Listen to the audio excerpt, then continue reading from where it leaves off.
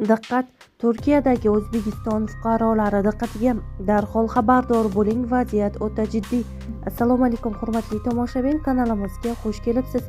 Videoroliklar kengroq tarqalishi uchun like hamda podpisatsiya tugmachalarini bosib qoldirishni unutmang.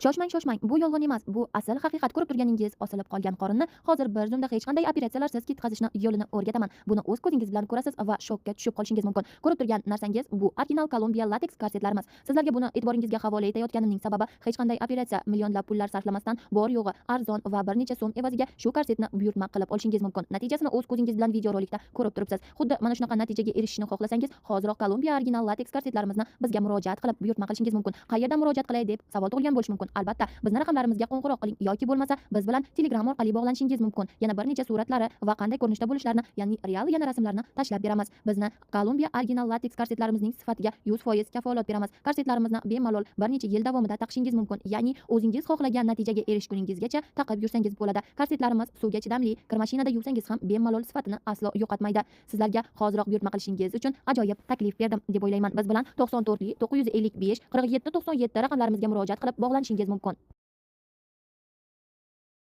So'nggi kunlarda Istanbul shahrida turli norozilik namoyishlari va ommaviy yig'ilishlar o'tkazilayotgani sababli Bosh konsulxona Turkiyadagi o'zbekistonliklarni ehtiyotkorlikka chaqirdi. Aytilishicha, Turkiya huquq-tartibot idoralari ijtimoiy tarmoqlarda provokatsion postlar joylashtirgan, 261 kishini aniqlagan va 37 kishini hibsga olgan. Shu sababli ijtimoiy tarmoqlarda har qanday xabar yoki fikr bildirishda juda ehtiyotkor bo'lish kerakligi aytilgan. Xavfsizlikni ta'minlash uchun quyidagilarga amal qilish zarur.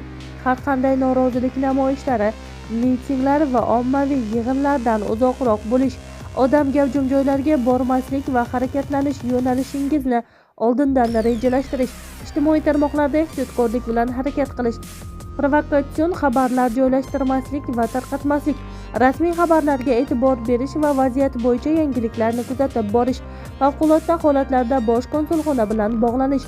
Sizning xavfsizligingiz biz uchun muhim. Iloji boricha ehtiyot bo'ling va huquq-tartibot idoralarining ko'rsatmalariga rioya qiling, deyiladi xabarda.